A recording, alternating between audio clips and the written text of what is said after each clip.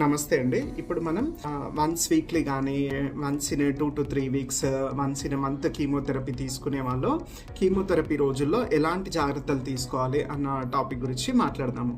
ఇందులో first point ఏంటి అంటే ఫుడ్ రిలేటెడ్గా ఎలాంటి జాగ్రత్తలు పాటించాలి. ఆ కీమో ముందు రోజు, కీమో తర్వాత రోజు ఈ 3 days ఏంటి అంటే కొంచెం లైట్ ఫుడ్, ఈజీగా డైజెస్ట్ అయ్యే ఫుడ్ తీసుకోవడం వల్ల మనకి వామిటింగ్, అబ్డమినల్ డిస్కంఫర్ట్, నాసియా ఇట్లాంటి ఫీలింగ్స్ అన్ని తగ్గే అవకాశం ఉంటుంది. సో దీంతో పాటు ఏంటంటే కంప్లీట్గా ఫాస్టింగ్ అనేది అవాయిడ్ చేయాలి. సో ఆ ఫుడ్ తీసుకోకపోవడం వల్ల కూడా మనకి కీమో రిలేటెడ్ సైడ్ ఎఫెక్ట్స్ ఎక్కువగా అయ్యే అవకాశం ఉంటుంది. సో మరీ హెవీ ఫుడ్ కాకుండా అసలు కంప్లీట్గా ఏం తీసుకోకుండా మధ్య రకంలో ఈజీగా డైజెస్ట్ అయ్యే ఫుడ్ తీసుకోవడం బెటర్. సో దీంతో పాటు హైడ్రేషన్ అనేది చాలా ఇంపార్టెంట్. వాటర్ ఇంటేక్ ఈ 3 days చాలా ఎక్కువగా ఉండాలి. ఆల్మోస్ట్ 4 liters per day ఉండాలి. సో ఇలా ఉంటే మనకి ఈజీగా కీమో రిలేటెడ్ సైడ్ ఎఫెక్ట్స్ అంటే కిడ్నీ ఇంజురీ కానీ లేకపోతే లివర్ డ్యామేజ్ కానీ తగ్గే అవకాశం ఎక్కువగా ఉంటుంది. సో నెక్స్ట్ ఏంటి అంటే పర్సనల్ హైజీన్.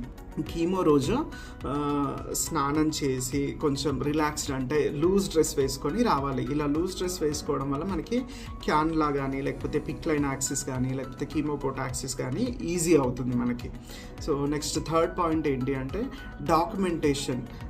మనకి కీమో రిలేటెడ్ డాక్యుమెంటేషన్ అంటే previous discharge summary, chemo medication prescriptions, మీ రెగ్యులర్ డయాబెటిక్ కానీ హైపర్టెన్సివ్ మెడికేషన్ కానీ అవన్నీ తెచ్చుకోవాలి time to time.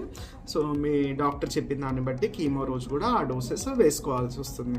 So fourth point ఏంటి అంటే మీకు ఎట్లాంటి సైడ్ ఎఫెక్ట్స్ ఉన్నాయి, ప్రీవియస్ కీమోలో ఎట్లాంటి సైడ్ ఎఫెక్ట్స్ వచ్చినాయి, లేకపోతే ఈ 1 to 2 daysలో ఏమైనా ఫీవర్ ఉందా, కాఫ్ ఉందా, కోల్డ్ ఉందా, కడుపు నొప్పి, వాంతులు, లూజ్ మోషన్స్ ఇట్లాంటివి ఏమైనా ఉన్నాయా లేవా అన్నది మీ డాక్టర్కి ఇన్ఫామ్ చేస్తే దాన్ని బట్టి కీమో డిలే చేయడం కానీ లేకపోతే డోస్ మాడిఫికేషన్ చేయడం కానీ జరుగుతుంది.